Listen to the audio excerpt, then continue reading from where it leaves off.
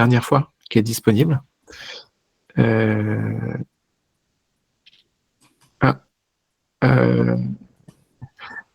Sylvie, on va regarder. De partager le live. On va regarder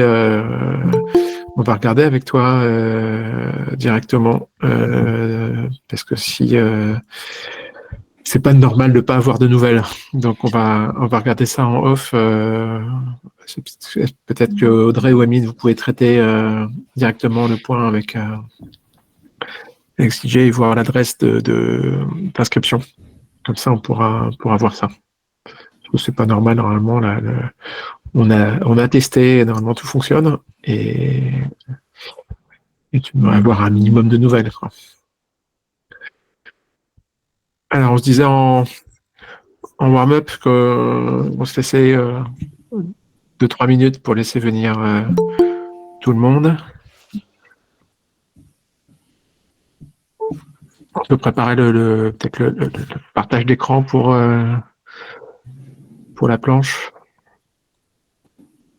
Est-ce que vous voulez que je partage ou... Oui, parce que c'est toi qui va causer ce coup-ci pour l'intro. On va changer les... oui, est-ce qu'on a... Un problème des blagues tout public, c'est souvent elles sont pas drôles, ou alors elles sont pas tout public. Alors, j'en ai une qui est tout public quand même. C'est un petit pingouin qui attend sa copine sur la banquise. Et puis il attend. Et puis au bout d'un moment, il sort son thermomètre et puis il dit bon, s'il y a moins 15, elle est pas là, je m'en vais. Voilà. Pas mal. Elle est gentille.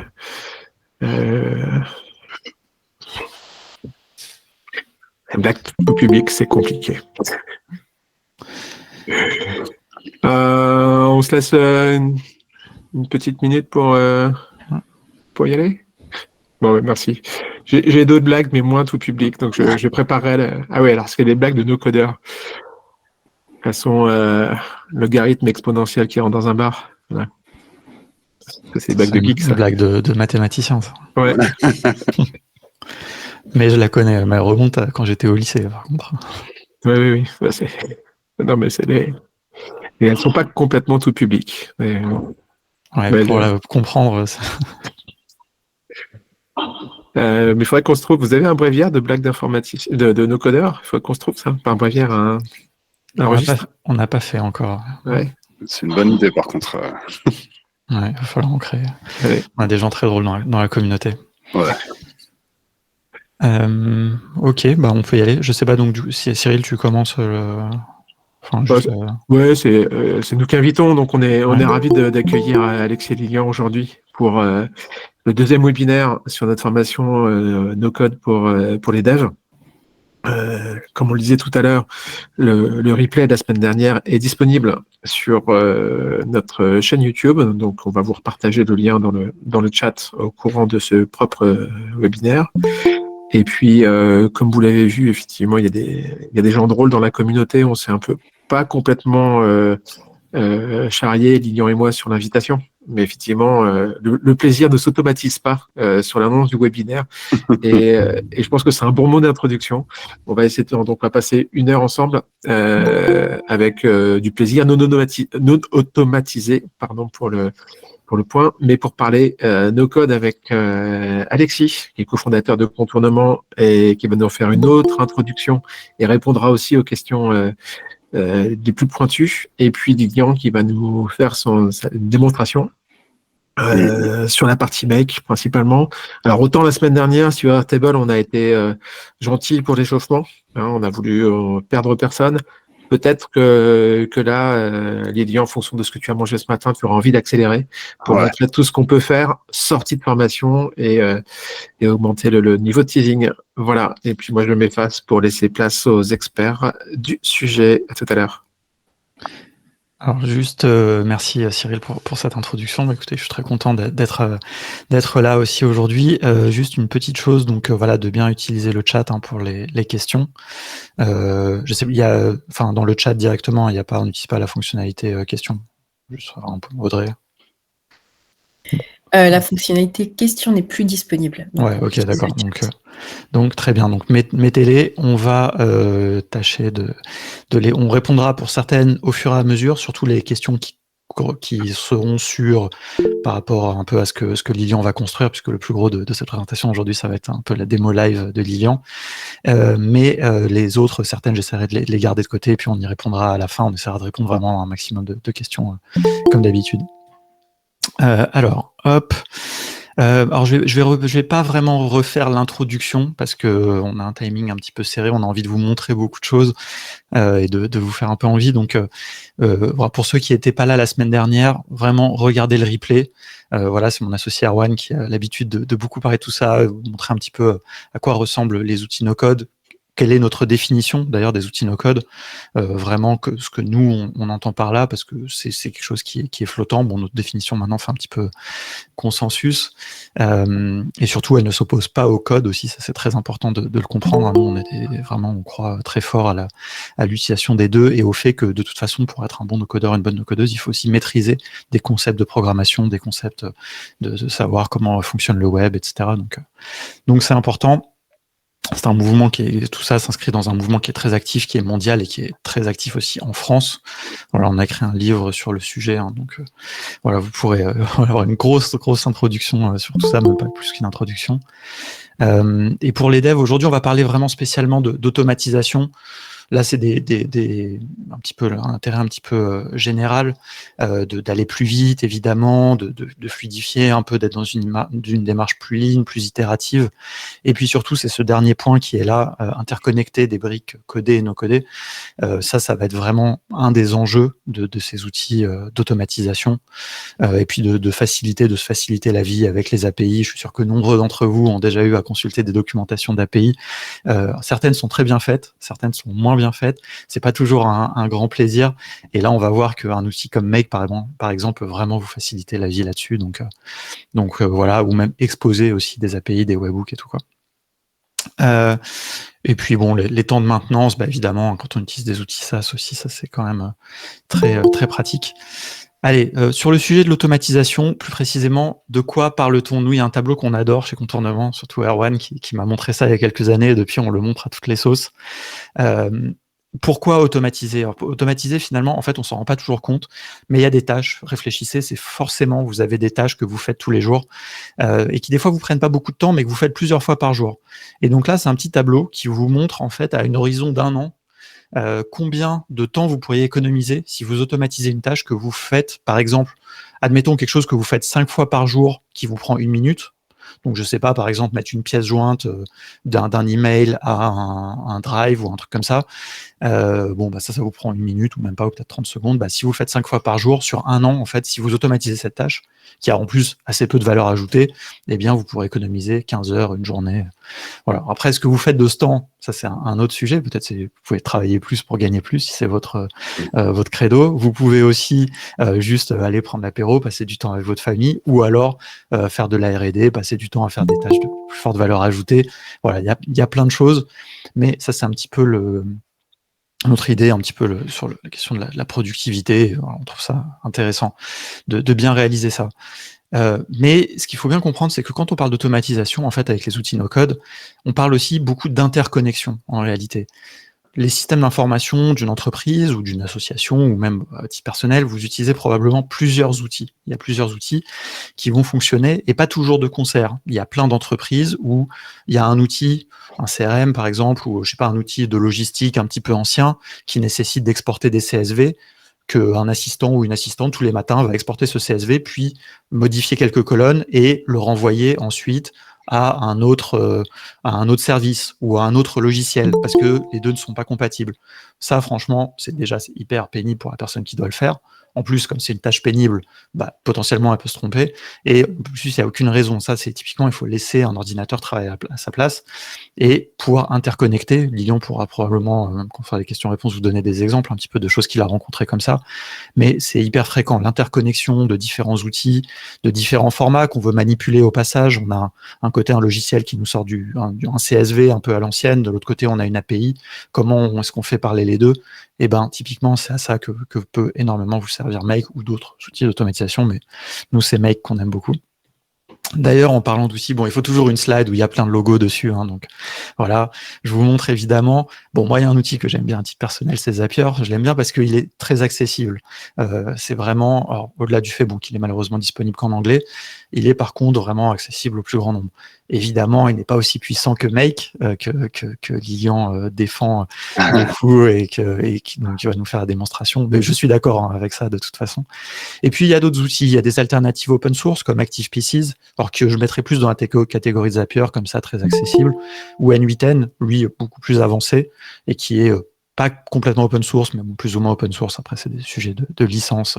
Voilà. Et puis, il y a des outils un peu plus pro. Power Automate, évidemment, Microsoft est présent chez toutes les entreprises quasiment du monde.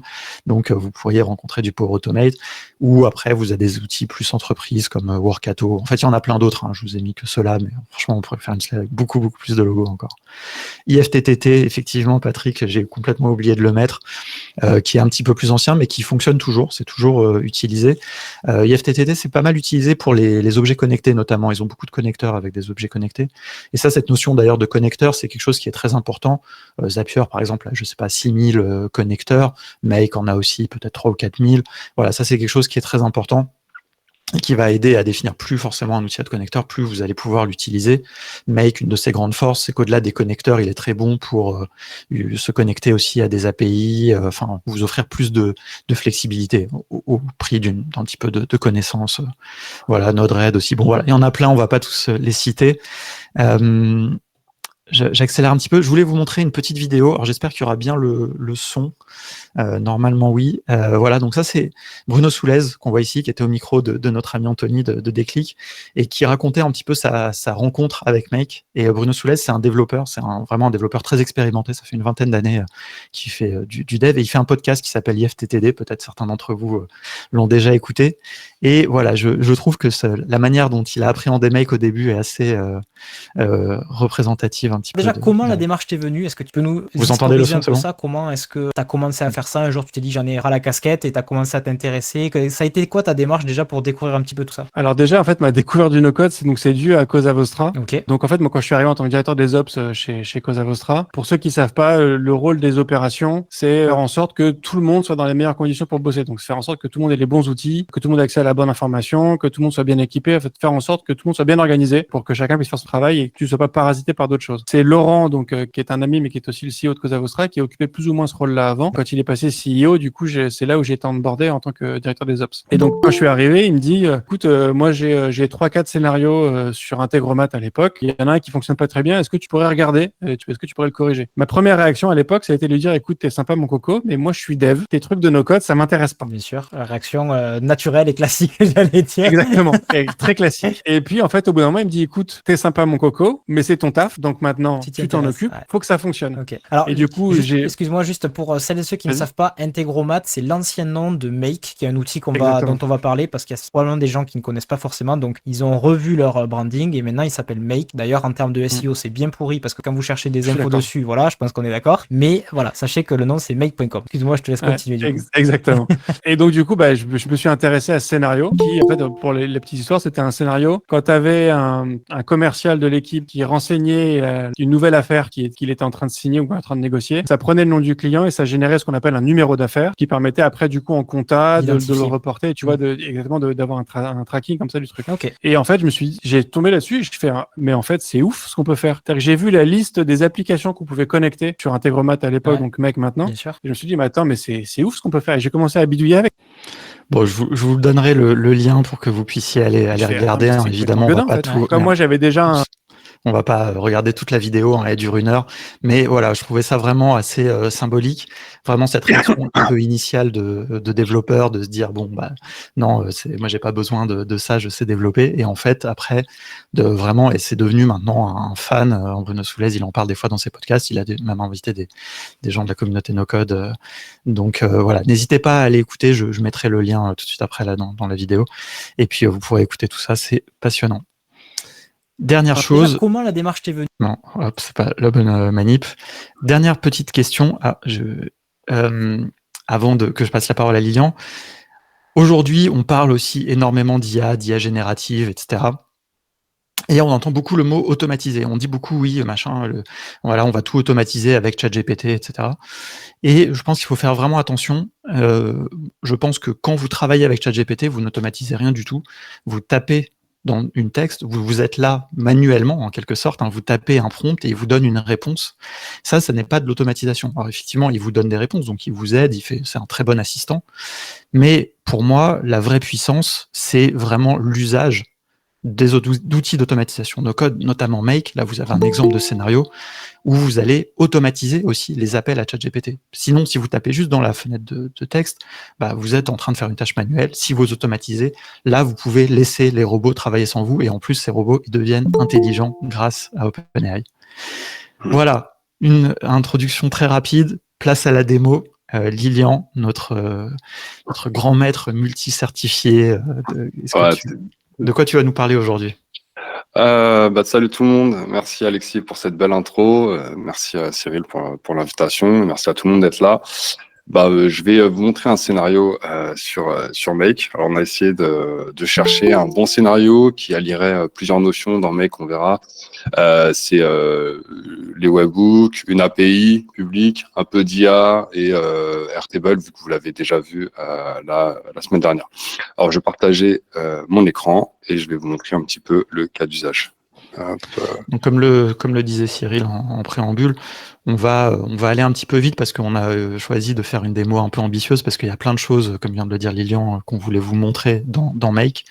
Donc voilà, je commenterai aussi un petit peu. Lilian va construire, et si vous avez des questions, n'hésitez pas à les poser, mais peut-être certaines on répondra à la fin, pour pas non plus trop entraver la démo. Alors bien sûr, j'ai le scénario fini à côté. Alors je vais vous expliquer un petit peu. Donc nous, ce qu'on va vouloir faire, c'est réceptionner des inscriptions pour un tournoi Pokémon. Donc là, l'idée, c'est juste l'utilisateur va avoir un formulaire, il va rentrer son prénom, son email. On va vouloir récupérer toutes les inscriptions dans une base de données sur Airtable. Et donc, on va vouloir remplir les inscriptions dans la table inscription. On va les joueurs dans la table joueurs, dans les équipes dans la table équipe, et bien sûr la liste des Pokémon. Alors, mets-nous un peu dans l'ambiance du tournoi, parce que moi par exemple, j'ai jamais vraiment regardé Pokémon et tout, donc juste c'est quoi le tournoi? Alors, pour ceux qui connaissent pas Pokémon, en fait, vous avez une équipe de 6 Pokémon, et vous allez pouvoir, généralement, ça peut être 3 aussi, 4, et vous allez faire des matchs donc contre un autre joueur qui lui aussi va avoir un certain nombre de Pokémon, et le but du jeu, c'est de battre tous les Pokémon adverses. Alors, généralement, dans les tournois, les personnes viennent avec leurs équipes, donc ils ont leurs Pokémon, ils ont leur stratégie, etc. Et là, l'idée avec ce tournoi, c'est au contraire d'avoir des équipes complètement aléatoires. Donc, en fait, lorsque on va s'inscrire au tournoi, on va pas pouvoir choisir ses Pokémon. On va avoir une équipe qui est imposée. Et ensuite, avec l'IA, avec ChatGPT, en fait, on va pouvoir avoir une page en fait qui va nous afficher les forces et les faiblesses de notre équipe, et on va pouvoir avoir 6 Pokémon en fait de façon aléatoire et qui vont être stockés dans les inscriptions. Donc c'est pour mesurer plutôt le niveau entre guillemets d'un joueur plutôt que sa façon de pouvoir s'adapter en fait à des Pokémon. Et donc on va utiliser une API pour ça, qui s'appelle Pokébuild API. Et donc, ici, on a plusieurs endpoints sur cette API, et il y en a un qui est assez intéressant, qui va nous permettre de choisir, donc on va utiliser celui-ci, générer une équipe équilibrée, aléatoire. Et grâce à ça, par exemple, si je clique ici, là, on voit qu'on a ici, donc là, vous connaissez normalement, vous connaissez, c'est du format JSON. On a un tableau, en fait, avec la liste de tous des 6 Pokémon que l'API nous a choisi pour nous. Donc, l'idée, c'est que l'utilisateur va remplir le formulaire, il veut s'inscrire, et puis après, on va avoir, comme je vous dis, la page avec tous les Pokémon qui ont été choisis pour nous, avec un petit tableau avec juste les forces et les faiblesses. Je vais vous montrer. Tu veux que je fasse une démo déjà pour voir le résultat final? Oui, voilà, comme ça, pour montrer le résultat final, ça peut être bien. Ok, c'est parti. Donc là, par exemple, je vais juste mettre ça, et je vais mettre mon email, et je vais faire Go, et je vais prier pour que tout se passe bien, parce que vous connaissez l'effet démo. Donc là, il y a un scénario Make qui est en train de tourner, qui est celui qu'on va construire ensuite. Tout à fait. Et qui va, donc c'est un webhook, donc le formulaire Tally va appeler ce scénario. Voilà, c'est tout ça. vous allez le voir, et après que ça ait un peu mouliné, ça va afficher une page Voilà. par un retour d'API en fait. Voilà, du on voit scénario. que l'URL, en fait, c'est un hook, en fait, puisque j'ai appelé un webhook qu'on a créé sur Make, qu'on va faire ensemble. Et donc, au lieu de me répondre juste une page blanche avec 200 pour dire, la requête a bien fonctionné, il m'a affiché, en fait, du HTML et du CSS avec la liste des 6 Pokémon ici. Et là, alors, mon CSS n'est pas parfait, mais, on va avoir ici le tableau. Donc ça, c'est généré par ChatGPT, donc c'est-à-dire les avantages et les inconvénients. Voilà, comme ça, on a un récapitulatif. Donc, vous imaginez qu'on pourrait faire ça de façon encore plus jolie, mais voilà, au moins, on a un retour utilisateur. Ça, c'est ce qui se passe au niveau du front. Donc, pour confirmer à l'utilisateur son équipe et ses forces et faiblesses, mais aussi au niveau de la base de données. Ici, on a eu une inscription donc, qui a été remplie avec le joueur. On a un nom d'équipe également qui a été généré par ChatGPT, par OpenAI, pardon, parce qu'on lui a demandé, trouve-nous un bon nom d'équipe. On a le joueur qui a été créé. Alors, il y avait une précédente ligne. Et puis, la liste des Pokémon également qui vont rentrer dans la base de données au fur et à mesure. Est-ce que tu peux peut-être zoomer un petit peu C'est vrai que c'est pas très grand pour voir. Ouais, je sais pas comment on fait pour zoomer sur... Attends, ça va être là, sur Zoom. Tac. Zoom. Sachant que maintenant dans Google Meet on peut aussi zoomer, hein, c'est-à-dire que tout le monde peut zoomer dans la fenêtre de présentation. Ah, zoom in, pardon. Voilà. Zoom in, donc c'est commande plus. Le plus, en fait, comme j'ai un clavier où il n'y a pas de numérique, désolé, je vais cliquer. Est-ce que c'est mieux? Ouais, c'est mieux. Bon, voilà. Donc là, la base de données, elle est sommaire parce que vous avez déjà eu une démonstration par rapport à Airtable et tout, donc j'ai pas voulu complexifier. L'intérêt, maintenant, voilà, je vais pouvoir vous montrer un petit peu comment on fait tout ça. Ça reste une base de données relationnelle avec 4 tables, c'est quand même pas non plus trivial. Mais effectivement, ouais. Là, le focus, c'est Make. Exactement. Allons-y. Ok, donc c'est parti. Donc voilà à quoi ressemble le scénario et on va le refaire ensemble. Ça va m'éviter de tout montrer. Donc je vais le créer. Hop. Donc dans un premier temps, pour réceptionner les données provenant de Tally, je vais créer donc un module, un webhook. Donc je vais faire custom webhook.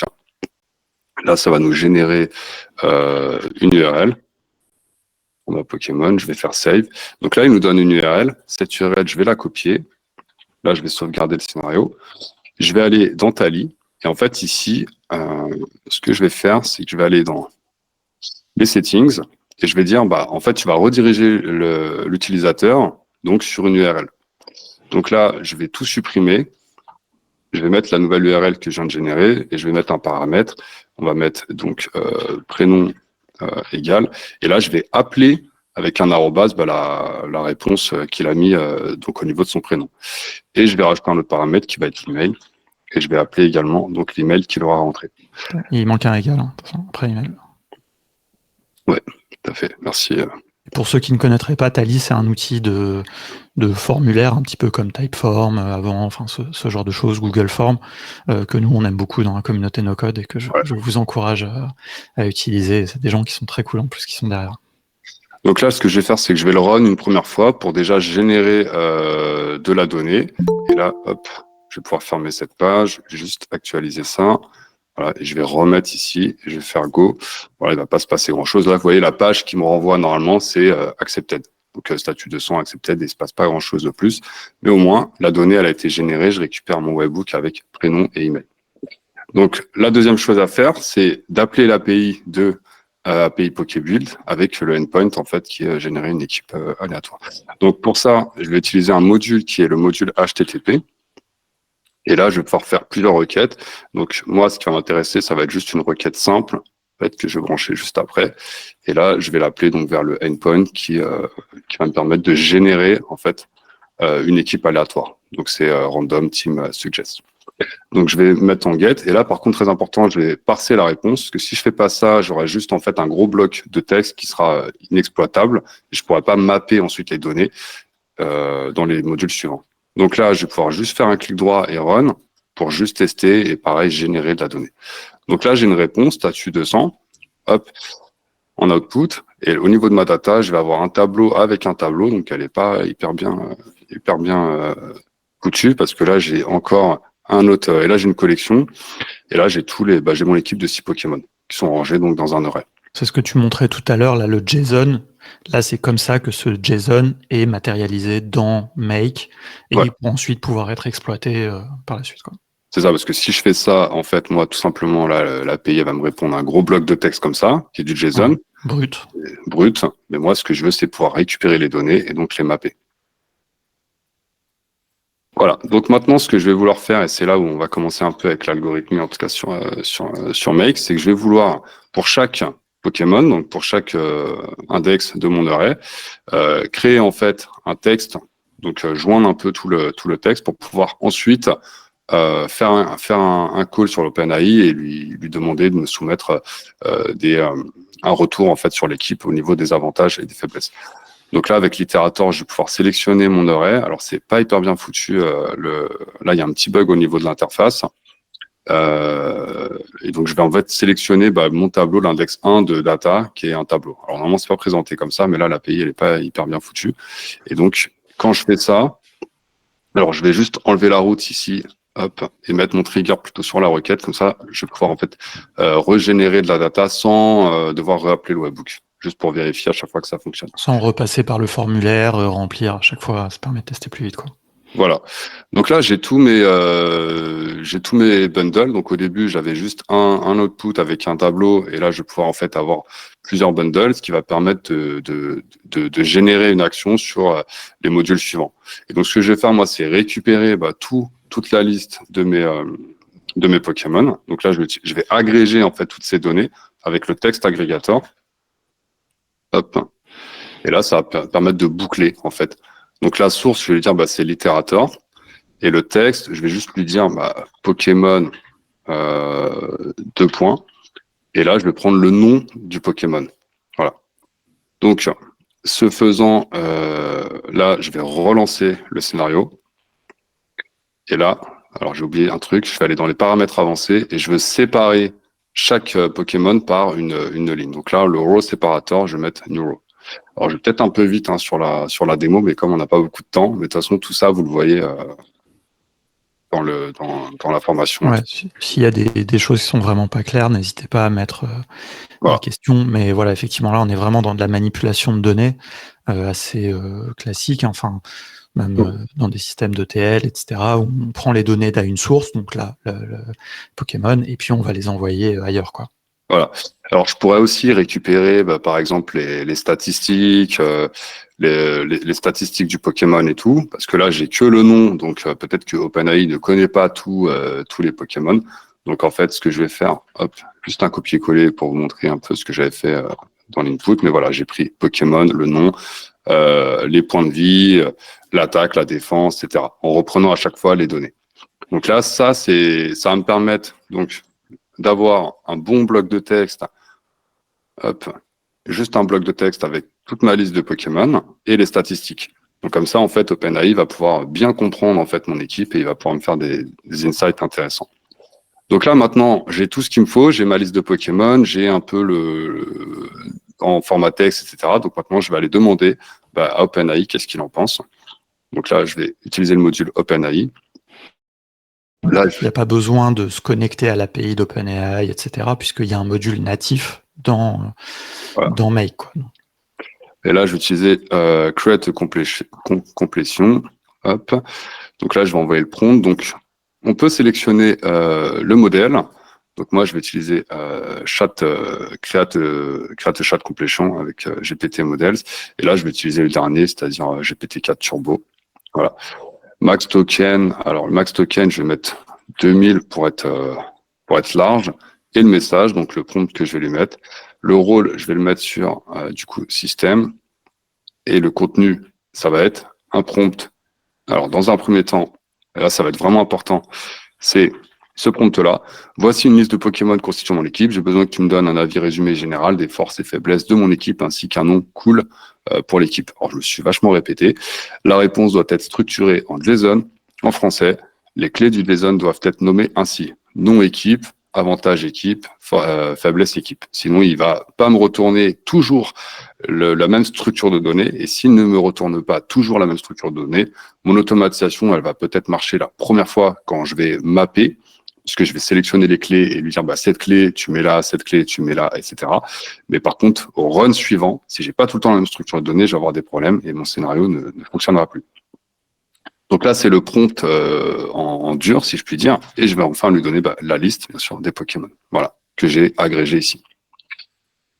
Tout le reste, alors, il y a un autre paramètre qui est important, c'est que là, dans le prompt, je lui ai dit de me retourner une réponse en JSON, et là, il y a un autre paramètre qu'on peut mettre ici, réponse format, et là, je vais sélectionner JSON Object. Voilà. Donc, je fais OK. On voit déjà ce qui se passe à ce niveau-là. Donc là, il va ça va mettre un tout petit peu de temps, le temps justement qu'il réponde. Et on parlera peut-être un petit peu des questions de prix, etc., de Make, peut-être à la fin. Mais juste là, pour l'instant, tout ce que tu as fait, c'est faisable avec la version gratuite de Make, quoi. Ouais, tout à fait. Donc voilà, donc là en résultat, on a un JSON, donc structuré bien comme il faut, avec le nom de l'équipe, avantage de l'équipe, avec sa valeur, donc la clé faiblesse équipe avec sa valeur, et donc là c'est parfait. Tout ça, donc par contre, c'est pas exploitable, c'est juste un texte. Donc moi, ce que je vais vouloir faire, c'est parser en fait.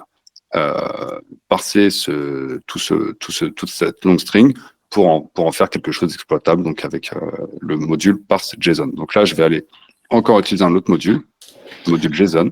La manipulation de JSON, c'est vraiment un des aspects fondamentaux de Make, qui est très, très important et qui permet de faire des choses puissantes, justement, de manipuler les données, de les envoyer. Voilà. Donc là, ce que je vous disais, c'est là que c'est important, c'est-à-dire que là, le résultat doit être toujours structuré comme ça. Là, je vais faire OK, et donc là, je vais lui dire, voilà le JSON en fait en format string. Maintenant, donne-moi quelque chose d'exploitable, de structuré. Bon, du coup, ça va refaire. Je reprofite pour répondre à une remarque. Quand il y a justement l'appel à ChatGPT qui se fait, ça par contre c'est en termes de pricing, hein, il faut Lilian, on l'a pas montré, mais il a renseigné sa clé d'API OpenAI et donc il sera facturé par OpenAI. Or c'est des 0,0 centimes, voilà. Mais ça rentre pas dans le forfait de Make. Make ne se contente que de compter les tâches. Et donc, comme disait Cyril, on droit à 1000 opérations, donc tâches par mois, par exemple. Voilà. Alors, hop, j'avance un peu. Donc là, j'ai eu une réponse. Et là, vous voyez, en fait, à partir d'un long string, j'ai pu obtenir ici l'objet que je voulais, donc avec les clés qui sont bien séparées, donc nom équipe, avantage équipe et faiblesse équipe. Parce que ça, je vais pouvoir le mapper, en fait, dans les modules suivants. Voilà. Donc, ensuite, maintenant, on va avoir deux routes. Une route qui va répondre à l'utilisateur avec la page HTML, CSS, et une route qui va nous permettre de rentrer les données dans Airtable. Donc, pour répondre à l'utilisateur, donc déjà, j'avais utilisé ici un module variable. Alors, ce qui est bien dans Make, c'est qu'on peut copier-coller les modules. Là, vous voyez pas, mais je suis sur une autre fenêtre. Et en fait, ici, l'interface, en fait, tout est JSON. C'est-à-dire que ce module-là, en fait, si je fais copier ça et que je le mets dans un bloc de texte, vous allez voir en fait juste un gros bloc de JSON. Et ça, c'est vraiment intéressant parce que d'un scénario à l'autre, je peux dupliquer comme ça des modules.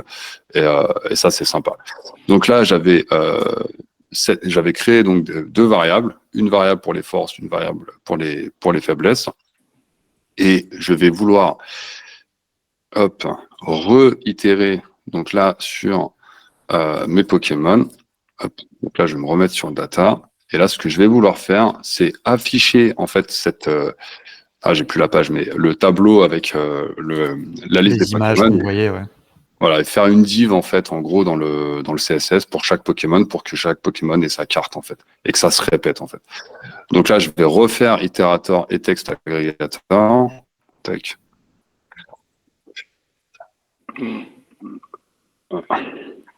Donc là, et effectivement, comme le souligne Alban, là on voit par exemple avec le module set multiple variables, typiquement en fait Make reprend vraiment beaucoup de concepts de programmation traditionnelle et ne fait que d'apporter une interface visuelle en quelque sorte, enfin que totalement. Avec du contrôle d'erreur, plein de choses, avec un contexte d'exécution. Il faut jamais oublier ça aussi. Hein. Là, tout ça se passe dans le cloud. Lilian, il peut éteindre son ordinateur, tout ça va continuer à fonctionner. Ouais, Il totalement. y aura des logs, etc., quoi. Alors, maintenant, on a à peu près tout ce qu'il nous faut. Donc là, avec l'itérator, en fait, j'ai pu créer une div pour faire une carte Pokémon pour chaque Pokémon, du coup, et afficher une image comme je vous ai montré dans la page. Et maintenant qu'on a créé tout ça, on va pouvoir répondre à l'utilisateur. Et donc, au lieu d'avoir la page blanche au début, on va lui répondre du HTML, une page en HTML. Donc, alors là, je vais juste faire un gros copier-coller du body. Et voilà la page. Donc, c'est une page HTML classique avec le body. Et là, on va avoir le container qui va récupérer ici toutes les divs en fait de mes Pokémon que j'ai agrégés là précédemment. Et ensuite, on va avoir en fait le tableau avec les avantages et le tableau avec les inconvénients. Donc là, vous voyez, c'est noir. Pourquoi? Parce que j'ai dupliqué en fait du contenu qui était sur un autre module. Et donc là, c'est noir parce que la variable que je suis en train de mapper n'existe plus puisque le module que j'ai mappé ne porte plus le numéro 12, mais c'est le numéro 6 puisque c'est ma variable que j'ai créée ici. Donc c'est le 8 ici et non pas le 12. Donc là, je vais juste en fait supprimer ça et je vais remapper ici donc force et faiblesse. Voilà. Donc là, c'est ce qu'on va répondre à l'utilisateur et pour que tout fonctionne, en fait, on va faire des headers et on va lui dire le content type, ça va être donc du HTML. Attends, je me rappelle jamais exactement. Application, HTML. mais c'est pas obligé. Ouais, si tu le mets pas, ça marchera quand même, je pense. Ok. Bah, j'enlève alors.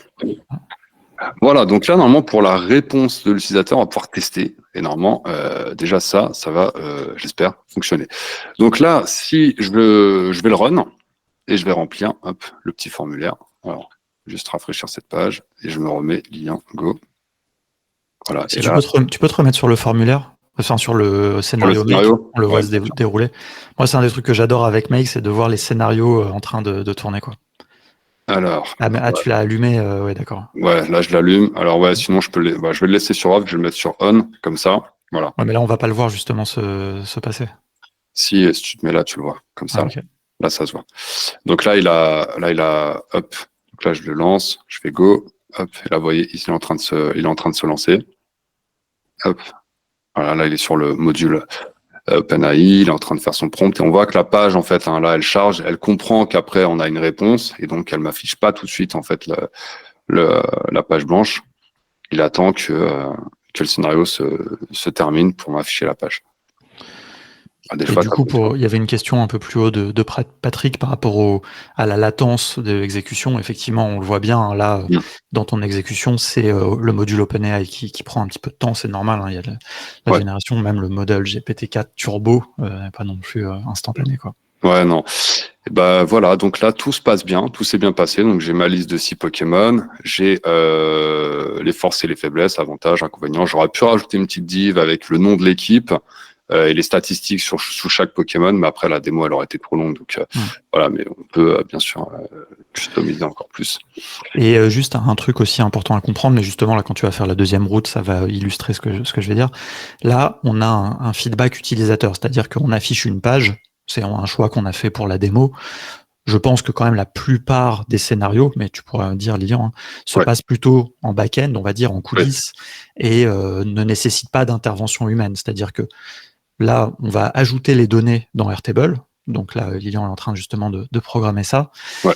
Et ça, s'il n'y avait pas le retour utilisateur, on pourrait tout à fait connecter, on va dire de manière silencieuse, Tally et Airtable. Grâce à ça, tout en manipulant les données au passage. Voilà, ça c'est aussi important à bien comprendre, quoi. Oui, totalement. Hein. On pouvait totalement se passer de ça et juste en fait rentrer les données, envoyer un mail à l'utilisateur et voilà, et dire merci de votre inscription, etc. Donc là, on va pouvoir ensuite remplir les tables. Donc là, on va juste créer une entrée dans la table inscription. J'ai pas de données à mapper puisque dans Airtable, en fait, j'ai créé les inscriptions. En fait, il y a un auto-number ici que vous avez sûrement dû voir qui va permettre, voilà, j'ai rien de spécial à rentrer. J'aurais pu, mais là, je l'ai pas fait. Donc là, on va créer une inscription. Alors, j'ai l'habitude de toujours renommer les modules. Là, vous voyez marqué Airtable, Create Record. On sait pas trop ce qu'on fait. Mais là, pour gagner du temps, je le fais pas. Mais sinon, vous pouvez renommer ici les modules. Et là, normalement, j'aurais mis, voilà, créer inscription, etc. J'aurais même pu faire clic droit et ajouter une note ici pour un petit peu documenter. Voilà, là, faut aller vite. Donc, je reste pragmatique. Donc là, on va créer une entrée dans la table d'inscription. Ensuite, on va créer le joueur. Autre chose aussi, c'est que là, dans la conception actuelle, en fait, on peut pas s'empêcher de créer des doublons au niveau des joueurs. Il faudrait faire normalement un module pour chercher si l'adresse email n'est pas déjà existante et après créer ou ne pas créer. D'ailleurs, on pourrait faire une route un peu plus compliquée comme ça pour pas créer de doublons. Mais là, pareil, pour aller plus vite, je l'ai pas faite. Je l'ai fait au niveau des Pokémon. Une des choses qu'on n'a pas montré là, c'est qu'évidemment, sur toutes les routes, on peut mettre des filtres. Les filtres, ça permet de faire des conditions, des if, then, else, par exemple, mais voir des choses beaucoup plus sophistiquées, enfin avoir plusieurs routes, parce que les routes s'exécutent toujours l'une après l'autre. Donc là, on a la première route qui s'exécute, puis la deuxième, mais on pourrait dire que la deuxième ne s'exécute que si la première ne s'est pas exécutée, ou que si, suivant certaines conditions, et il peut y avoir 10 routes aussi, c'est pas juste if et then et else, quoi. Tout à fait. Donc là, je vais créer un joueur et en fait, on voit que dans ma table joueur, en fait, j'ai l'email, le prénom et puis j'ai une inscription en fait qui est reliée. Donc là, je vais pouvoir faire cette liaison directement dans Make en sélectionnant ici le record ID qui va correspondre en fait à l'ID précédemment créé. Donc c'est-à-dire qu'ici, j'ai créé une inscription, en output, je vais avoir un ID que je vais répercuter ici pour créer la relation automatiquement. Donc là, je fais OK. Après avoir créé l'inscription, le joueur, j'ai le nom de mon équipe, donc je vais également créer. Alors là, pour gagner un peu de temps, je vais juste faire un clic droit et faire clone. Ça va m'éviter de remapper le tournoi, etc. à la base. Donc là, je vais sélectionner par contre une autre table qui va être la table au niveau des équipes. Alors dans équipe, là c'est pareil, je vais pouvoir créer, donc mettre le nom de l'équipe. L'inscription, c'est pareil, c'est le record que j'ai créé ici. Et dans Pokémon, là, je vais rien mettre parce qu'on va le faire après. Par contre, ce que je vais mettre, c'est l'avantage de l'équipe et les inconvénients. Ça, c'est des données qui peuvent être intéressantes puisqu'après, on va pouvoir après prendre des datas, renvoyer des mails, avoir la liste d'inscriptions et faire un peu d'opérationnel ou d'envoi d'email. Voilà, donc c'est important d'avoir ces informations-là. Je fais OK. Et enfin, donc là où par contre j'ai fait, c'est qu'on veut créer maintenant la liste des Pokémon dans la table Pokémon. Donc là, c'est pareil, on va utiliser un itérator parce qu'on sait que la liste des Pokémon provient de l'API. Donc là, je vais itérer pour chaque Pokémon. Et pour chaque Pokémon, je vais d'abord, et là je l'ai fait par contre, chercher si le Pokémon que je m'apprête à rentrer n'existe pas déjà. Donc là, hop. Donc dans la table Pokémon. Voilà. Donc là, on va mettre une formule. Alors ici, dans les formules, c'est vraiment les formules Airtable. Donc je vais mettre un crochet comme ça. Je vais mettre non. Et je vais vouloir savoir égal, est-ce que le Pokémon que je m'apprête à rentrer existe ou pas. Et donc là, le Pokémon, c'est issu de mon itérator qui m'a récupéré, qui m'a bundleisé si je puis dire, mon array. Et donc là, pour chaque Pokémon, je vais vouloir vérifier si son nom existe ou pas dans la table. S'il existe, dans ce cas-là, j'ai pas besoin de le créer. Donc là, je vais juste faire 1, puisque je veux qu'il m'en retourne qu'un seul. Si jamais il le trouve, normalement, il n'y en a qu'un seul. Je fais OK. Et là, hop, s'il existe, hop. Là, alors on va peut-être je vais mettre les filtres à bord. Donc s'il existe, je le crée pas. S'il n'existe pas, je le crée. Alors pour éviter de faire ça, pour éviter de faire ça, je vais pas utiliser le module create record, je vais plutôt utiliser le module upsert. Là en même temps, je bug parce que je viens de me rappeler que j'aurais pu optimiser, mais j'aurais pu faire autre chose, mais bon, c'est pas grave. Donc là, je vais chercher le Pokémon. S'il existe, en fait, il va le mettre à jour. Et s'il n'existe pas, en fait, il va le créer. Donc ça, c'est grâce au module upsert. Voilà, l'exemple n'est pas flagrant, mais ça sert sur d'autres scénarios. Mais là, voilà, si ça va me permettre de pas faire deux routes. Vous savez, une route, le créer ou le mettre à jour. En fait, tout simplement. Là, il va faire les deux en même temps. Donc le nom, ça va être le nom ici. Et surtout, ce que j'ai besoin de faire, c'est le lier avec l'équipe que j'ai précédemment créée ici. Et l'équipe, je l'avais créée à ce niveau-là. Non, hop, à ce niveau-là, pardon. Voilà, vous voyez, l'intérêt de renommer, c'est que là, comme j'ai pas renommé, en fait, Create Record, j'ai que ça. Alors que là, créer inscription, je le vois tout de suite, en fait, et je peux mapper plus facilement. Mais là, comme j'ai pas renommé les modules, on peut s'y perdre. Voilà, donc là, il va créer tous les Pokémon et il va relier, en fait, à chaque fois à cette équipe-là. Et là, on a terminé, et je vais peut-être refaire une dernière fois le call pour vérifier que tout fonctionne. Tournoi, hop, hop, et on va se mettre. Je vais sauvegarder, on se met à ce niveau-là, je fais go, et voilà.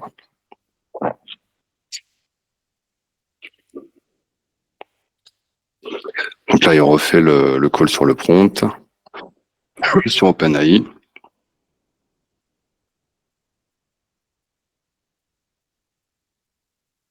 Voilà, et là, on a une nouvelle équipe avec les avantages, les faiblesses. Et là, on va pouvoir aller regarder dans Airtable. Il m'a créé les 6 Pokémon.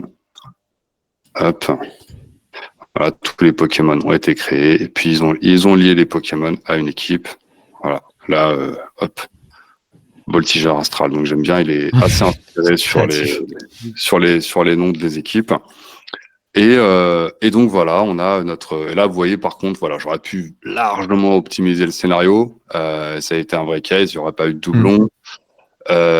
L'autre point à améliorer, c'est que là, vous voyez, par exemple, si demain j'ai une autre équipe qui contient les mêmes Pokémon, actuellement, il va écraser Voltigeur Astral pour mettre le nouveau nom de l'équipe. Si j'avais eu voilà 1 heure. Là, j'aurais fait quelque chose pour en fait tout simplement rajouter à chaque fois, incrémenter les équipes sur chaque Pokémon. Bon voilà, là la démo étant, on a une petite deadline, on était forcé de ça passe vite. Ouais, ça passe très vite. Voilà. D'ailleurs, je sais même pas où j'en suis au niveau du temps, 12h48. Je pense que je suis bien au niveau des délais là. C'est bon. C'est parfait. Merci beaucoup. Je vous en prie. Du coup, si vous avez des questions, n'hésitez pas, on va les prendre après. Je ne sais pas si vous avez une réaction, Cyril, une réaction par rapport à cette démo. Moi, j'avais un besoin urgent d'organiser un tournoi de Pokémon, donc je te remercie. Plus sérieusement, on voit bien que on rentre dans le dur et que la formation s'adresse effectivement au no-code pour les devs parce qu'il y a tout un ensemble de concepts qui sont nécessaires qui est nécessaire de maîtriser pour profiter à plein d'une démonstration comme celle-là. Là, en fait, ce que tu as fait, Lignan, et je te remercie, c'est le type de choses que vous pourriez faire en sortie de réunion, en sortie de formation. Et effectivement, ça demande un petit bagage. Et d'ailleurs, on le voit dans les commentaires. Il y a aussi des questions auxquelles vous allez pouvoir répondre sur l'articulation front-back, parce qu'en fait, il y a aussi un troisième webinaire sur Softair sur la partie front, mais on va faire un peu de teasing pour la semaine prochaine. Et voilà, en premier lieu, pour une première vague de remarques en tout cas, et merci, moi j'ai trouvé ça sharp et efficace, effectivement. Ouais, là on a montré un exemple un peu que tout le monde pouvait connaître, Pokémon, au moins de la donnée, tout ça, mais imaginez sur des données dans une entreprise, faut imaginer ça vous avez accès à toutes les applications, toutes les entreprises vont utiliser plusieurs applications qui sont dans le cloud, vous allez pouvoir toutes les connecter entre elles. Là, par exemple, j'ai un exemple très très concret, très récent où on doit télécharger en fait des vidéos sur S3 et puis après de S3 créer des cartes Notion pour dispatcher en fait les miniatures à faire sur des prestataires. Donc ça, c'est fait à la main actuellement et ça prend 4-5 heures par semaine. Ouais, ou là, un formulaire comme ça peut servir à des e-commerçants pour répondre pour du support, par exemple, pour répondre sur des demandes clients, des choses comme ça, surtout avec l'IA qui vient ajouter un petit peu d'intelligence dans les workflows, c'est-à-dire que Make va être très bon pour tout ce qui est manipuler les données, interconnecter les systèmes, comme on l'a vu, là, toutes ces fonctions, et en plus, on peut ajouter un petit peu d'intelligence avec justement OpenAI et les IA génératives, donc il y a vraiment beaucoup de cas d'usage. Je remets la présentation. Peut-être, Cyril, si tu veux dire un mot sur la formation, justement, très bien. à venir. Hop. Ouais, après, on passera et en gros, effectivement, entre les webhooks d'un côté et puis dès qu'il y a une API de l'autre, on peut, je vais dire quasiment tout faire, mais presque en termes de traitement. Et la puissance de Make là-dessus, elle est clé. Instant promotionnel, puisqu'effectivement, ces webinaires sont faits aussi dans le cadre d'une formation de 4 jours qu'on organise en téléprésentiel sur 2 formats, un format en journée et puis un format en soirée. Alors, 4 jours, ça fait à peu près 9 soirées. Et on voulait aussi que vous rencontriez les formateurs. La semaine dernière, il y avait Florian, il y avait Tony, pardon, et cette semaine, il y a Lilian, pour que vous voyez aussi l'approche et leur sensibilité sur ces sujets. Et le but, c'est pas de faire une formation grand public sur le no-code. Il y en a plein d'excellente qualité, et notamment chez Contournement. Vous pouvez aller jeter un œil sur du format asynchrone.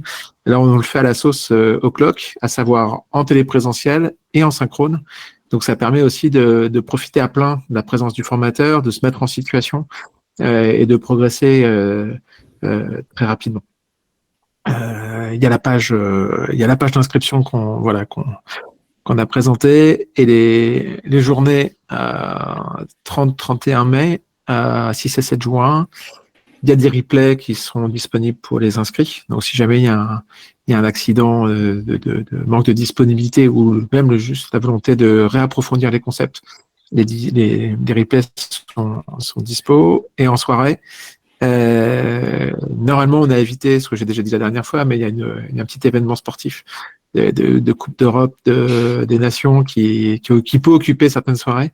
Et on s'est arrangé pour éviter, non pas tous les matchs, mais au moins les matchs de l'équipe de France, soyons un peu... je sais qu'il y a des gens qui sont facilement mobilisés par ce type d'événement, et on leur en veut pas, bien au contraire. Sur combien ça coûte tout ça, parce que tout ça coûte un peu de sous. On maintient l'offre d'Early Birds à 750 € pour 4 jours de formation. Vous avez une série de bonus qui sont 500 € de crédit Airtable, ce qui vous permet quand même de bien manipuler les choses. 3 mois d'abonnement Make, mais pas le premier niveau d'abonnement, l'abonnement du dessus, les replays du cours, et puis Contournement nous donne un coup de pouce supplémentaire. Ils sont tellement sûrs du niveau que vous allez atteindre qu'ils vous donnent accès aux formations confirmé, donc le 3e niveau de formation chez Contournement, en plus de ces formations-ci. Donc, clairement, les 4 jours, c'est une sorte de tremplin, d'accélérateur pour maîtriser les outils d'écosystème. On a fait des bases de données la semaine dernière, on fait les automatisations cette semaine, et la semaine prochaine, la partie front. Et derrière, vous pouvez continuer sur votre lancée, parce que quand on est sur une formation comme ça et qu'on a envie d'approfondir, en fait, Contournement nous donne un gros coup de pouce en donnant accès aux vidéos confirmées.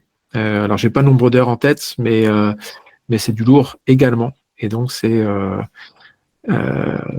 6 heures de 6 heures de formation. En plus, ouais. Même un peu plus, parce que sur la formation Make, le niveau confirmé est assez dense. Lilian est même encore en train de travailler pour rajouter encore des choses dedans, donc il y a beaucoup de choses. Ouais. Et pour répondre à Julien, c'est effectivement, il y a les formats, il y a l'offre standard qu'on est en train de faire, juste au clock, les journées en synchrone, et pendant les 48 heures après le séminaire, si vous signez dans les 48 heures, eh bien vous avez accès aux vidéos, en plus de contournement sur les formations avancées. C'est confirmé dans votre vocabulaire. Et donc l'un des derniers niveaux de formation. Ouais, voilà, parce que deux jours, ça passe vite, 4 jours au total, mais donc 2 sur chaque outil à peu près, ça passe vite. Donc le but, c'est vraiment d'embarquer tout le monde. Les programmes sont ambitieux, d'ailleurs, encore une fois, c'est vraiment une formation à destination des gens qui ont quand même des bonnes connaissances de dev, et donc ça nous permet d'envisager d'aller plus vite. Alors pas aussi vite évidemment que là dans la démo, évidemment, ce sera de la formation, mais voilà, de couvrir un peu plus de spectre de ces outils. Make est un outil vraiment très très profond. Là, Lilian vous a montré des choses qu'on considère avancées, mais il y a encore beaucoup d'autres choses. Et donc, on essaiera un max dans les formations en faisant qu'elles soient digestes pendant les jours de formation avec les exercices et tout, et justement après pour pouvoir continuer en asynchrone avec nos modules déjà établis, quoi. Donc il y a un jour sur Airtable, 2 jours de formation sur Make et 1 jour de formation sur Software. Comme ça, on a les bases de données, les automatisations et le front. Okay. Et on a un petit temps pour plein de questions sur le sujet du no-code et ou de la formation et ce qui vous intéresse en lien avec l'expertise des gens autour de la visio. Et bien sûr, si vous avez des contraintes après 13 heures, on a été très ponctuel ce coup-ci, vous pouvez nous laisser, on sera pas fâché de votre départ. Mais si vous avez un petit peu de temps devant vous, nous on est disponible pour les arrêts de jeu. Et la question, est-ce que vous prévoyez d'organiser d'autres sessions de formation? Alors, si tout va bien. Si tout va bien, nous on a envie d'inscrire en fait cette formation catalogue durablement parce qu'en fait une de nos formations phares chez O'Clock, c'est la formation développeur web mobile, et donc c'est pour ça aussi qu'on avait ciblé plus particulièrement cette communauté. Mais on a aussi d'autres formations, notamment concepteur développeur d'applications, où les gens peuvent être très intéressés. Et puis bon, globalement, on pense que tous les devs ont intérêt à s'intéresser, à se poser quelques temps pour regarder ce qu'on peut faire en no-code, parce que ce que je disais la dernière fois, hein, les matheux utilisent de façon plus utile la calculette scientifique ou Excel. Ben en fait, le no-code c'est pareil, quoi. Quand vous savez développer, vous utilisez ces outils avec une puissance que votre voisin qui va l'utiliser comme une forme de bureautique un peu sous stéroïde, en fait, vous allez encore plus loin que votre voisin. Et je pense que c'est utile pour une école de dev parler no code pour faire plus vite certaines choses. Et se concentrer sur là vous aimez bien peaufiner votre code et il y a une vraie complémentarité en fait dans votre boîte à outils. Et notamment avec Make aussi, on a vu là la capacité par exemple de Webhook, donc de déclencher une automatisation quand un webhook est appelé. Ça marche très bien aussi pour collaborer avec des devs, parce que là on a montré en connectant Tally, mais en fait ça pourrait être aussi quelque chose qui est codé, qui va appeler ce webhook pour faire cette partie-là, par exemple, qui simplifie la vie. Ou voilà, nous on a beaucoup d'exemples maintenant dans la communauté no-code de collaboration entre des devs. Il y a une partie peut-être qui a déjà été codée, des clients qui ont déjà des équipes de devs, mais qui vont faire appel peut-être à Lilian sur quelque chose de très spécifique. Tu as une expérience comme ça d'ailleurs, non, de collaboration avec des devs? Ouais, bah là actuellement en fait, et comme je te dis, là il y a un studio d'animation. Eux, ils vont mettre des vidéos sur Amazon S3, le service de stockage, et c'est des vidéos qui vont aller sur YouTube. Donc il y a forcément besoin d'avoir des miniatures, et donc en fait le dev lui va coder toute la fonction lambda sur Amazon, etc. Et moi je lui donne le lien du webhook pour récupérer les données et après mais j'en ai plein des exemples comme ça. Et après, faire une automatisation vers Notion, etc. Et ouais, ça arrive souvent que je travaille en collaboration avec des devs.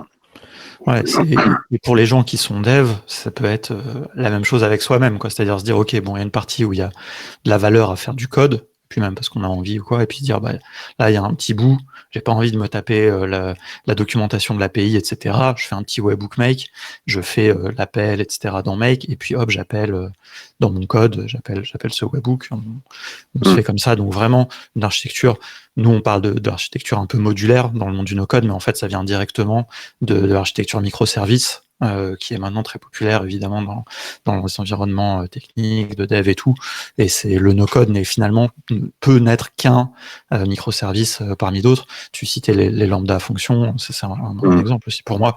Quelque part, Make peut servir aussi de lambda fonction no-code. Bien sûr. Je remonte un peu pour voir s'il n'y a pas eu des questions plus haut auxquelles on n'aurait pas répondu. Mais je crois qu'on a à peu près répondu à tout.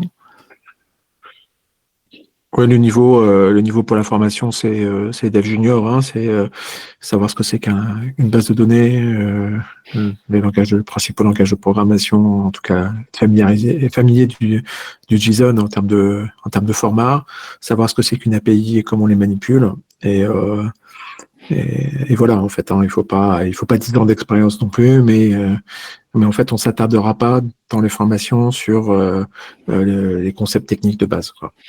Ouais, notamment tout ce qui est API et JSON, c'est vrai que ça c'est quelque chose où nous dans la formation, on a même un module de formation dédié à ça parce que pour les gens non techniques, effectivement, ça peut prendre du temps et c'est ça, pour utiliser Make, c'est quand même, on gagne beaucoup de temps quand on maîtrise déjà ces choses-là, quoi. Et puis des concepts de programmation, pas avoir à comprendre ce que c'est qu'une variable, des choses comme ça fait gagner beaucoup de temps, mais il n'y a pas besoin non plus d'avoir énormément d'expérience, même si, comme vous l'avez vu dans l'exemple de Bruno, même des développeurs très expérimentés aussi utilisent ces choses-là. Enfin, moi, je sais qu'au bout d'un moment, j'en ai eu marre aussi un peu de coder certaines choses, et je suis content aussi d'utiliser les outils no-code juste pour me simplifier la vie, quoi.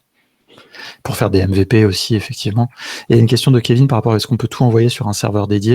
Alors, ça dépend quel est le sens de la question, mais en tout cas, Make s'utilise vraiment en cloud, à moins d'être une entreprise où il y a des options d'hébergement, mais sinon, Make n'offre qu'une possibilité cloud. On ne peut pas utiliser le moteur de Make et l'héberger sur son propre serveur.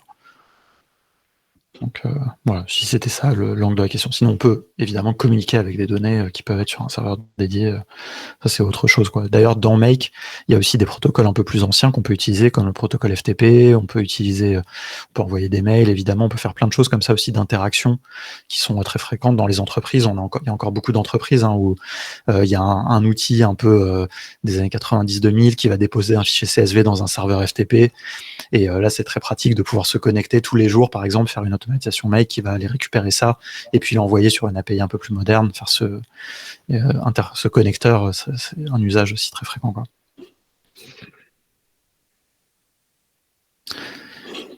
Et question, je sais pas, est-ce que tu veux répondre, Lilian, sur Make et NV10?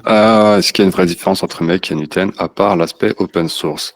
Alors oui, NV10 est plus, on va dire plus low code, plus technique, encore plus technique que Make. Tu vas avoir moins de fonctions déjà tout intégrées que dans Make. Après le pricing aussi qui était différent. En fait, là par exemple sur NV10, sur Make, tu as un temps d'exécution total qui peut être de 45 minutes. C'est-à-dire que tu peux avoir un scénario qui run pendant 45 minutes. Sur NV10, je crois que le premier plan c'est 5 ou 10 minutes, il me semble. Donc ça peut être important si tu fais des très très très gros scénarios. Après sur le pricing, je dirais qu'NV10 est encore moins abstrait que Make, moins de fonctions. Tu peux coder par contre directement dans NV10. Dans Make, tu peux pas, mais tu peux appeler une API qui te permet de mettre un bout de code et d'avoir une réponse. Voilà. D'ailleurs, on n'a pas trop montré tout ce qui est fonction. Encore une fois, on peut pas tout montrer, mais effectivement, on peut pas mettre de code dans Make, enfin, à part sur les comptes entreprises. Bon, ça, c'est pas forcément non. Par contre, les fonctions qui sont disponibles, c'est-à-dire que dans toutes les cases où il y a du texte, on peut manipuler la donnée à la volée, en fait. Et ça, c'est hyper puissant. Et il y a évidemment pas tout un langage de programmation. Je sais pas si c'est Turing complete, comme on dit, mais en tout cas, il y a énormément de fonctions qui couvrent. On peut manipuler des dates à la volée, on peut faire toutes les opérations mathématiques. Donc, ils ont reproduit en quelque sorte un langage de programmation qui est vraiment très cool. Et juste une dernière différence, NV10 est quand même vraiment moins accessible. Par contre, il y a cette possibilité effectivement d'héberger soi-même le service. Enfin, on peut récupérer puisque NV10 est disponible. Moi, je l'ai fait pendant un moment. Franchement, je suis retourné à la version cloud et à Make parce qu'en fait, à un moment, faire les passages de version, s'occuper de la sécurité de son propre serveur, etc., c'est compliqué. Mais voilà, c'est possible. Mais moi, pour l'usage que j'en avais, je trouvais que Make ou alors NV10 Cloud. Mais encore une fois, moi, je me retrouve beaucoup plus facilement dans NV10 malgré que je sois dev à l'origine, quoi. Je réponds à Guillaume, bien sûr. Tu as même un module directement qui s'appelle PostgreSQL que tu peux utiliser. Et oui, tu peux utiliser directement. Tu peux faire des requêtes vers une base de données PostgreSQL sans problème. Je te laisse répondre à la dernière question aussi. On parle beaucoup pour du travail en entreprise, mais en freelance, le no-code va devenir assez utile. Tu veux dire en freelance, tu veux devenir freelance, être prestataire de service, ou tu veux dire freelance pour des cas d'usage personnel? En tout cas, dans les deux cas. Je pense que c'est le fait de trouver du boulot, des missions de freelance en utilisant les outils no-code, quoi. Bah, bien sûr, oui, de plus en plus d'ailleurs. C'est le marché de plus en plus demandeur. Moi, ça fait 3 ans, un peu plus que 3 ans que je fais ça. J'ai toujours autant de prospects qui me contactent pour des missions, parce que faut se dire que, en tout cas sur l'automatisation, tout le monde a besoin de gagner du temps hein, dans les entreprises. C'est un peu c'est le nerf de la guerre en fait. Hein. Le temps, recruter peut-être moins de personnes qui font des tâches à faible valeur ajoutée, traiter de la donnée. Voilà, donc bien sûr, je vois pas un monde où ah bah tiens ça y est, on n'a plus besoin d'automatisation. Il y a d'ailleurs, je dirais même peut-être, enfin je sais pas si tu seras d'accord, mais il y a aujourd'hui en tout cas plus de travail en freelance, plus de missions disponibles, puisque souvent sur les sujets d'Ops, en plus c'est des missions relativement courtes, que des jobs à plein temps, quoi. C'est-à-dire que c'est assez rare, Ouais. mais ça existe. Mais des entreprises, comme Bruno en parlait, le côté opération, donc il y a des entreprises qui ont des départements opération, un directeur, machin, qui eux vont s'occuper d'outiller les autres, mais c'est un certain type d'entreprise et une certaine taille d'entreprise. Il y a beaucoup de petites boîtes, je sais pas, des e-commerçants qui sont 5, 10 salariés. Ils vont pas avoir quelqu'un qui va être là à plein temps à faire des ops en interne. Par contre, ils vont solliciter très régulièrement des freelances, quoi. Ouais, totalement, totalement.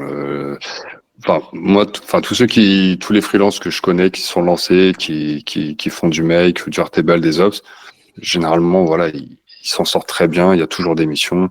Et voilà, le marché est plus porteur sur côté freelance pour l'instant. On n'a pas encore de job, tu vois.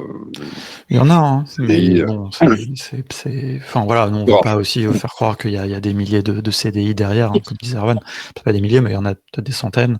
Et en tout cas, il y a des choses. Par contre, ce qu'il faut, c'est être bon. Et encore une fois, hein, comme on le disait la dernière fois, le fait d'avoir aussi des compétences de dev dans le CV et même dans l'usage va vachement aider à des candidatures ou même à répondre à des appels d'offres, des choses comme ça, quoi.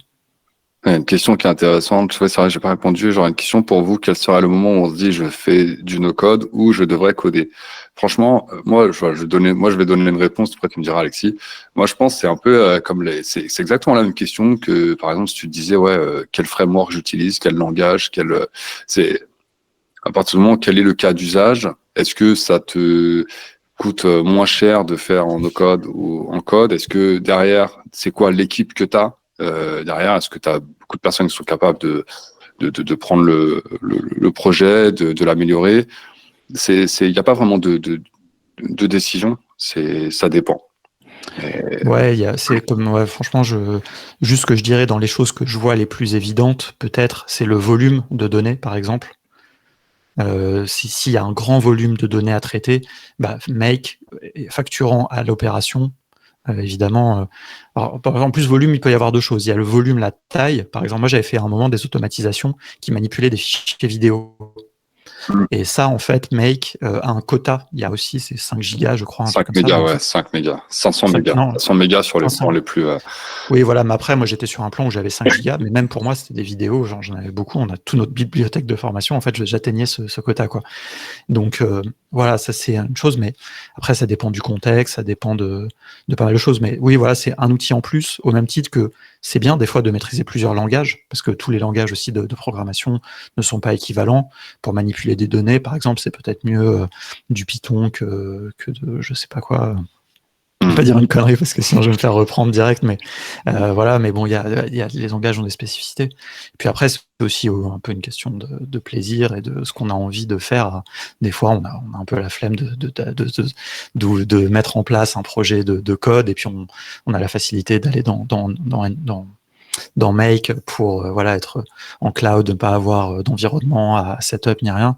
Et puis des fois, on a envie de se faire un peu plaisir, écrire un peu de code. Je pense que c'est aussi un peu personnel, quoi. Mais il peut y avoir des contraintes de budget, de temps, de choses comme ça, de volume qui peuvent aussi impacter, quoi. Je suis d'accord. En tout cas, clairement, nous, on dit jamais chez Contournement, et vraiment, on le dit encore moins quand on est avec nos amis d'Oclock, que le no-code va remplacer le code ou des choses comme ça. Hein. C'est pas du tout notre sujet. Moi, je suis développeur à l'origine. Lilian est plutôt, on va dire, no-codeur à l'origine, mais a fait la formation d'Oclock. Voilà, c'est un écosystème, et le futur, c'est avoir des outils à sa disposition et utiliser les bons outils au bon moment, quoi. Et en mélangeant les deux de plus en plus aussi potentiellement, quoi. Voilà. pense qu'on a fait le tour. Il y a encore un 3e webinaire de toute façon la semaine prochaine, plus sur le sujet justement des interfaces, comme tu disais Cyril. On va présenter un outil qui s'appelle Softer, qui permet de faire des fronts à Airtable. Et puis on évoquera aussi un petit peu que aussi dans Airtable, il y a des outils, des possibilités de faire des interfaces. Enfin voilà, Erwan fera une introduction un petit peu aussi sur ce sujet plus généralement des interfaces. Là, on a parlé beaucoup de back, pour reprendre les mots de dev entre Airtable et Make. Et le prochain sera plus vraiment sur la partie front, la partie visuelle, chose aussi un peu sympa. Et puis après, on aura complété la trinité du no-code et du code d'ailleurs, de son logique, base de données et interface, quoi. Le mot de la fin, Cyril. Ouais, il y a encore quelques questions qui viennent, donc on y répond dans le chat. En tout cas, merci à tous. Ça a tenu moi, vu de ma fenêtre, ça a tenu ses promesses, donc Lignan, merci. Parce que quand j'avais posté et annoncé la première vague de formation, j'avais dit qu'à titre personnel, c'est le webinaire que j'attendais le plus, puisque c'est aussi le périmètre que j'ai plus manipulé. Donc en tout cas, merci à toi, Alexis. Les explications sont toujours aussi clair et limpide, donc merci bien, et puis merci à vous tous d'être restés tout au long de cette intervention avec nous, et on vous repartage les replays dans la foulée, et je vous souhaite une excellente journée, à la semaine prochaine pour les plus courageux. Merci à tous, et j'espère vous retrouver en classe, du coup, très bientôt. Avec plaisir.